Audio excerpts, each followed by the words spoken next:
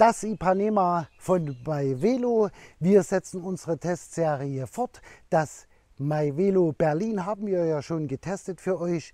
Das werden wir hier nochmal im Video mit verlinken. Herzlich willkommen, liebe Wohnmobil- und Camperfreunde. Mein Name ist Uwe von Womo Reisen Viola und Uwe.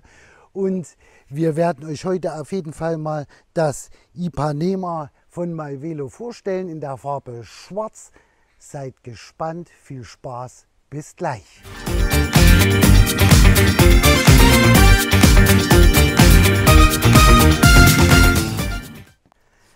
Das Ipanema von MyVelo, herzlich willkommen, liebe Wohnmobilfreunde und Campingfreunde. Wir gehen bis 3.000 €. Das Ipanema von MyVelo in der Farbe Schwarz. Das MyVelo Berlin haben wir euch schon vorgestellt. Das werden wir hier nochmal mit verlinken in der Farbe Weiß. Wir werden das Fahrrad natürlich erst einmal für euch herholen, damit ihr das erst einmal auch seht. Ja, da ist das gute Teil, das Ipanema von MyVelo in der Farbe Schwarz. Ein faltbares, klappbares E-Bike für dein Camper, für dein Wohnmobil, für Outdoor-Abenteuer jeglicher Art, für jede beliebige Fahrbahnsituation. Das werden wir euch auf jeden Fall mal mit zeigen, auch in dem Video. Das Resümee bringen wir euch natürlich später auf dem Kanal. Da haben wir einige Kilometer, insgesamt über 130 Kilometer hier schon zurückgelegt. Das werden wir euch auf jeden Fall mal mit zeigen, was das Fahrrad hier leistet und was das Fahrrad kann. Das Ipanema besteht aus einem hochwertigen, stabilen Aluminiumrahmen in der Waveform. Das Fahrrad gibt es auch noch im Weiß. Ich kann euch sagen, das sieht genauso wundervoll aus für Frauen. Wir haben hier ein sogenanntes Tiefeinsteigerfahrrad. Dann haben wir hier eine einstellbare Federgabel am Vorderrad. Wir können hier ABS einstellen in gewissen Stärken und wir können natürlich hier einstellen die Federstärke, Federgabel am Vorderrad. Zwei starke Magnete am vorderen Teil und am hinteren Teil angebracht, damit, wenn wir das Fahrrad klappen, weiteres dazu später. Jetzt gehen wir mal zur Antriebsform von dem Ipanema. Wir haben hier einen Hinterrad-Nabenmotor mit 250 Watt und der bringt sage und schreibe 80 Newtonmeter hier an Leistung auf die Straße. Zum Antrieb gehört dann hier auch noch der Lithium-Ionen-Akku mit 48 Volt, 14 Ampere-Stunden und 672 Wattstunden.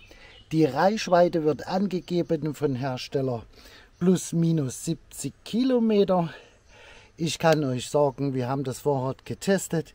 Wir waren mit einer Batterieleistung weit über 70 Kilometer gekommen in verschiedenen Fahrtstufen mit einem Höhenunterschied von bis zu 330 Höhenmeter. Ja, und zum guter Letzt wird hier der Bafang-Motor gesteuert über unser Display, was wir hier am Lenkrad haben. Wir haben hier die verschiedenen Fahrstufen 1, 2, 3, 4 und 5. Und ihr seht es, wir haben jetzt hier schon Testkilometer 132,5. Also wir haben das Teil schon aktuell aktiv hier in Anspruch genommen. Zur Ausrüstung haben wir schon erwähnt. Wir haben hier den Alurahmen MyVelo Ipanema, Tiefeneinsteiger, die Federgabel. Dann haben wir eine 7-Gang Shimano Schaltung, die Tourney. Das Ganze wird dann von hier oben am Lenker gesteuert. 1 bis 7 Gänge bietet uns hier die Shimano Schaltung. Ja, und zu den Bremsen haben wir hier zwei techfrohe Bremsen hinten und vorn mit einem Durchmesser der Scheibe von 160 mm. Hydraulisch das Ganze. Die bringen natürlich souverän das Bike zum Stehen, wenn gewünscht oder wenn Gefahrensituationen hier vorliegen. Was mir persönlich total hier super gefällt, das sind die 5 Speichenfelgen 20 Zoll, die Fat Tire Felgen hier von Bafang. Die machen natürlich die Optik von dem Fahrrad richtig schön rund. Wir haben das Ganze hier vorn und hinten. Das Ganze ist dann bereift mit den Schwalbe Big Apple 20 Zoll. Die sind hier sehr breit. Wir liegen hier bei 10 cm Breite, also eine gute Handbreite, die wir hier haben mit einem ordentlichen Offroad-Profil. Hier sehen wir das Ganze nochmal von hinten. Diese 20 Zoll Schwalbe Big Apple Reifen, das ist schon ein ganz anderes Kaliber. Hier hat man natürlich auch ordentlich Grip. Das werden wir euch auf jeden Fall mal zeigen in den verschiedenen Geländesituationen, wie sich hier das Ipanema schlägt. Diese Schwalbe Big Apple Reifen werden natürlich hier schön abgedeckt durch diese stabile Alu-Schutzbleche, natürlich auch vorn. Zur Beleuchtung, liebe Wohnmobilfreunde, da haben wir hier das LED-Vorder- und das LED-Rücklicht mit Bremslichtfunktion natürlich inbegriffen. Auch ein absolutes Design-Highlight, was uns hier gefällt, sind natürlich diese verstellbaren ergonomischen Griffe mit der MyVelo-Signatur hier am Lenker auf beiden Seiten. Die kann man verstellen, die kann man persönlich sich anpassen und natürlich hier das gleiche in dem gleichen Farbton, der komfortable Ledersitz, wiederum mit dem MyVelo Logo. Der Komfortsattel ist hier komplett aus Gel, fühlt sich entsprechend auch weich an und wir haben hier eine entsprechende einstellbare Sattelstütze von Suntour Parallelogramm-Federstütze, direkt von MyVelo entwickelt. Die kann man abstimmen und einstellen natürlich auf sein persönliches Körpergewicht und die fängt natürlich zusätzlich zu dem breiten Schwalbereifen noch einmal die Unebenheiten und die Löcher auf den Wegen, die wir hier fahren, entsprechend auch mit ab. Ja, diese Suntour Parallelogramm-Federstütze, die kann man hier entfernen aus dem Schaft und die kann man dann entsprechend für sich einstellen. Was natürlich bei keinem faltbaren E-Bike fehlen darf, sind die einklappbaren Pedale. Die haben wir hier auf beiden Seiten und die sind auch entsprechend stabil und somit kann man das wunderbar zusammenklappen und verstauen. Was wir hier nochmal mit sehen, die wartungsfreie Kette mit einem entsprechenden Kettenschutz. Also man hat hier komplett die Kette geschützt und dann hat man hier oben noch einmal bis ganz hinter die Kette schön geschützt. Somit kommt man natürlich nicht ins Gehege. Dann haben wir hier nochmal den Shimano-Schaltungsschutz von dem Schalterarm, damit, wenn das Fahrrad einmal kippt, nicht hier auf diesem Schaltarm fällt und der hier beschädigt wird. Ja, liebe Wohnmobilfreunde, jetzt kommen wir ganz einfach mal zur Größe. Wir haben hier ein Maß von dem Fahrrad 1,75 Meter mal 35 mal 1,20 hoch. Und dann haben wir hier ein klappbares Maß von 1,5 Meter mal 62 und 80 hoch. Das werden wir euch auf jeden Fall noch mal später hier in dem Video mit zeigen, wie das ganze Teil geklappt wird. Das Gewicht wird angegeben mit 29 Kilogramm ohne Akku. Mit Akku haben wir hier ca. 35 Kilo locker. Das ist natürlich ein Nachteil, das Gewicht, aber wir können es ja schön verstauen in unserem Reisemobil. Wer es alleine reinheben möchte, der braucht natürlich ein bisschen Kraft. Ansonsten kann man auch Auffahrhilfen nehmen für die Garage. Das zulässige Gesamtgewicht von dem Fahrrad liegt bei 130 Kilogramm. Und somit ist das Ipanema von MyVelo der optimale Partner für deine Offroad-Abenteuerreisen mit dem E-Bike. Es ist natürlich auch ausgerüstet für entsprechende Berg- und Geländefahrten und bietet ein extravagantes und besonderes Fahrvergnügen, was man hiermit natürlich auch absolut bestätigen können. Ein weiteres Highlight von dem Ipanema, was wir euch auch bei dem Berlin vorgestellt haben, ist natürlich auch die zugelassene Anfahrhilfe. Die haben wir hier.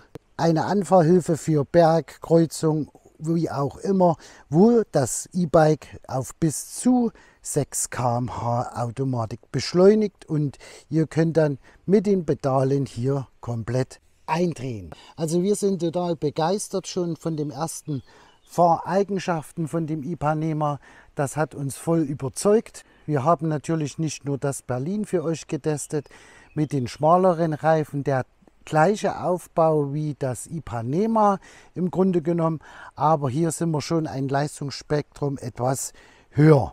Ja, liebe Freunde, das war das Bike, das Ipanema von MyVelo. Bevor wir auf die Piste gehen, gehen wir jetzt noch mal schnell über in die Klappfunktion und die zeigen wir euch mal, damit ihr das seht, wie schnell und einfach das Ipanema hier zu klappen geht. Die Klappfunktion ist hier ganz einfach. Wir haben hier die Handyhalterung, die machen wir ab. Die geht natürlich sehr schnell, die machen wir auch immer ab, weil die nur angeschraubt ist. Dann nehmen wir das Fahrrad, entriegeln hier am Lenker die erste Sicherung. Dann klappen wir den Lenker ein, die Pedalen, wir stellen die Pedalen ein, die linke auf halb nach vorn und die rechte halb nach hinten. Wir nehmen den Fahrradständer rein, dann entriegeln wir hier an der Seite. Da haben wir einmal die erste Verriegelung und dann die zweite Verriegelung und dann nehmen wir das Fahrrad und dann klappen das zusammen. Das schaut dann so aus. Und wir haben ja hier hinten, wie bei dem Berlin, die Magneten. Und ihr habt es gehört, das Klicken, jetzt ist das Fahrrad zusammengefaltet. Es hat geklickt, das hält auch, das ist sehr stabil. Und die Halterung, wenn wir das Fahrrad absetzen, nützt uns die Halterung natürlich was, wie ihr jetzt hier seht. Jetzt habt ihr natürlich noch die Möglichkeiten, den Sattel rauszumachen, dann wird das Fahrrad noch ein wenig kleiner oder ihr schiebt den Sattel bis ganz rein. So wie es hier ist mit Koffer wird es hier bei uns verpackt und verstaut im Wohnmobil. Und wenn wir das Ganze jetzt ausklappen, ist das wiederum ganz einfach. Wir nehmen das Fahrrad raus. Ich kippe das ein wenig an, ziehe hier an den Magneten. Dann hört man das, dass das sich gelöst hat. Schaut zu, dass der Riegel hier vorn nach außen geklappt ist.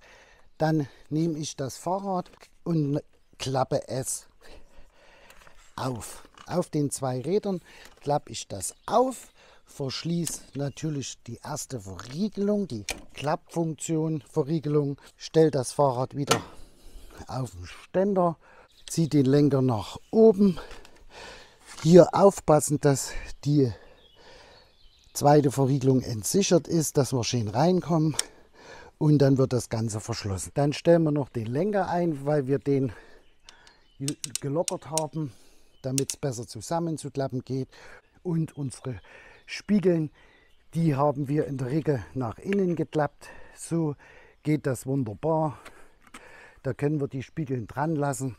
Wunderbar verstauen in unserer Tasche, die wir hier von MyVelo mit dazu bekommen haben. Zu unserem Zubehör, was wir hier noch angebaut haben, von der Verkehrssicherheit her, haben wir uns diese 2 Spiegel angebaut.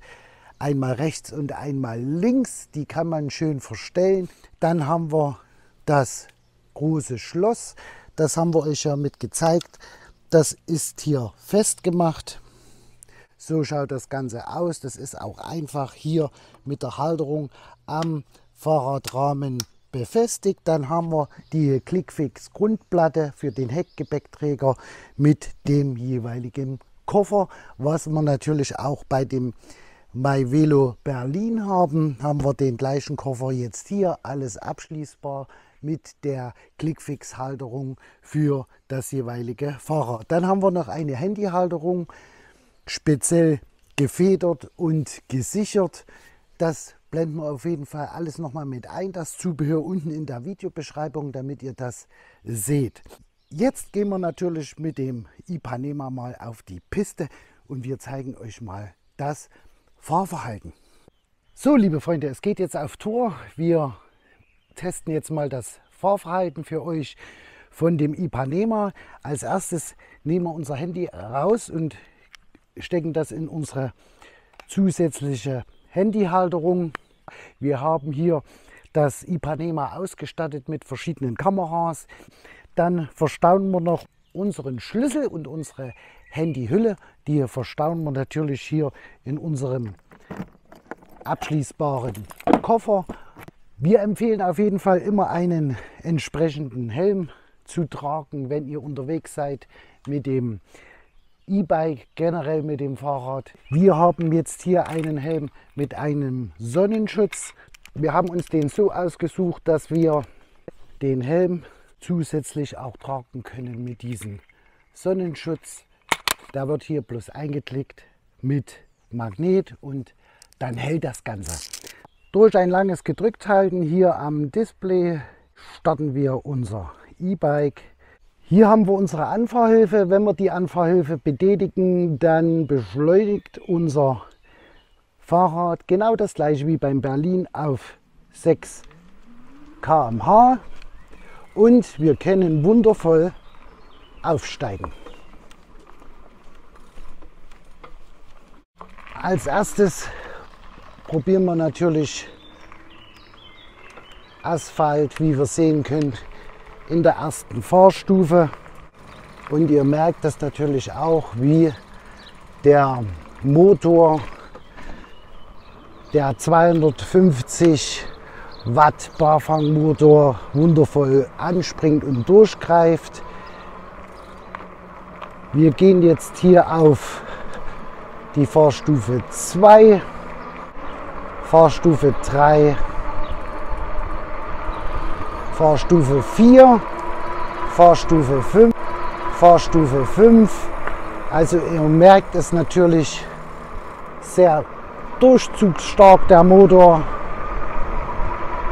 Wir haben einen Echtzeit-Tacho, der über die 25 km/h zugelassen drüber rausgeht. Ein wundervolles Fahren, auch die Griffe sind hier wunderschön ergonomisch, also man kann das sich ja selbst noch mal mit einstellen. Wir gehen mal zurück mit der Fahrstufe auf die Fahrstufe 2. Unebenheiten werden hier wunderbar von diesen Reifen abgefedert. Zum Luftdruck möchte ich noch einiges sagen. Wir sind am Anfang mit 1,5 bar gefahren Luftdruck. Jetzt haben wir abgelassen auf 1,0 bar und es ist wesentlich angenehmer. Jetzt fahren wir auf Schotter- und Waldweg. Jetzt nehmen wir mal unebeneren Waldweg und ihr seht es, das Ipanema macht sich wundervoll. Man spürt kaum Unebenheiten. Die werden schön abgefangen von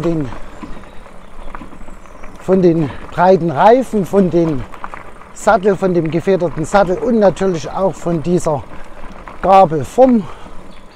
Wir haben das eingestellt auf unser Gewicht. Wir haben das probiert. Unebenheiten. Wundervoll im Wald zu fahren. Man hat ein sicheres Gefühl. Die Bremsen sprechen an.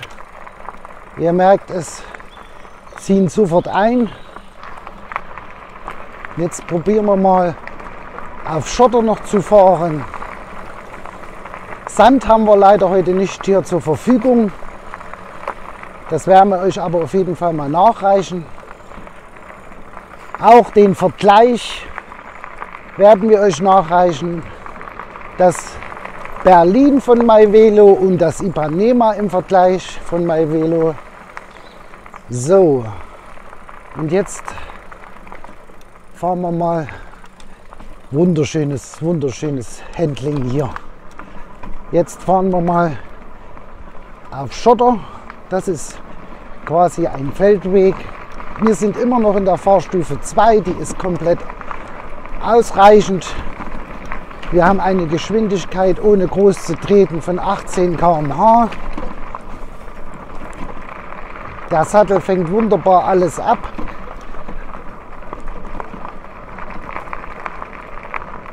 Auch die Gabel,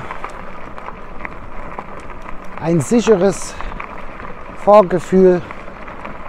Auch vom Lenker her im Vergleich zu den anderen faltbaren E-Bikes macht sich hier der Lenker beim Handling bemerkbar. Auch unsere Handyhalterung hier bewährt sich wunderbar. Also ihr seht das. Durchzugsstark der Motor. Wir gehen mal auf die Fahrstufe 3, 4 und 5. Also da merkt man schon, da braucht man nicht viel zu machen. Fast zu schnell, würde ich sagen, für einen Waldweg wie hier. Die Shimano-Schaltung haben wir immer noch auf dem Gang 7. Wir raten natürlich mit dem ersten Gang immer anzufahren, um die Kette und den Motor zu schonen. Aber wir haben ja die Anfahrhilfe. Und mit der Anfahrhilfe können wir natürlich auch in dem 7. Gang anfahren. Wir haben jetzt hier dauerhaft den 7. Gang drin. Aber wenn ich schalte, die Schaltung auch für bergauf funktioniert tadellos. Man kann sich natürlich auf dem Display auch einstellen lassen, die Wattzahl. Und wir sind wieder auf Asphalt. Ein gewisses Laufgeräusch von diesen breiten Reifen, das sind wir ja schon gewöhnt von unseren anderen Fahrrädern, die wir vorgestellt haben. Denn diese breiten Reifen für das Gelände haben natürlich einen entsprechenden Rollwiderstand. Das ist verständlich. Ich zeige es euch hier vorne nochmal. Wenn man eine Gefahrenbremsung machen muss, 70% rechts ziehen, 30% ungefähr links ziehen. Wir sind jetzt hier bei 26,5 km/h und mal eine. Und ihr habt es gemerkt, so unseren Feldweg. Also das ist wundervoll mit dem Sattel, mit der Gabel. Da wackelt die Kamera. Ja, liebe Camper, das war mal ein kurzer Eindruck von dem Ipanema im Gelände. Es macht natürlich Fun, es macht natürlich Spaß. Ist natürlich nicht ganz ein günstiger Spaß, das Ipanema mit rund 3.000 €, aber man bekommt hier Technik pur geboten. Ja, liebe Wohnmobil- und Campingfreunde, liebe E-Bike-Interessenten, das war es einmal gewesen zum Ipanema von MyVelo. Wenn euch das interessiert, findet ihr natürlich hier in der Videobeschreibung die Links zur Webseite vom Hersteller hier in Deutschland. Wenn ihr Fragen dazu habt oder Anregungen, stellt es ganz einfach mal unten in die Kommentare rein. Auch was jetzt betrifft Zubehör. Das war es einmal gewesen, die Vorstellung von dem MyVelo Ipanema in Schwarz. Wenn euch das Video gefallen hat, einen Daumen nach oben, da würden wir uns freuen. Solltet ihr noch keine Abonnenten sein, freuen wir uns natürlich auch auf ein kostenloses Abo von euch, denn da verpasst ihr keine weiteren Videos mehr von uns. Wir wünschen euch eine schöne sonnige Zeit und bleibt schön gesund. Bis dahin, wir sehen uns wie immer auf den schönsten Plätzen der Welt. Viel Spaß! Tschüss.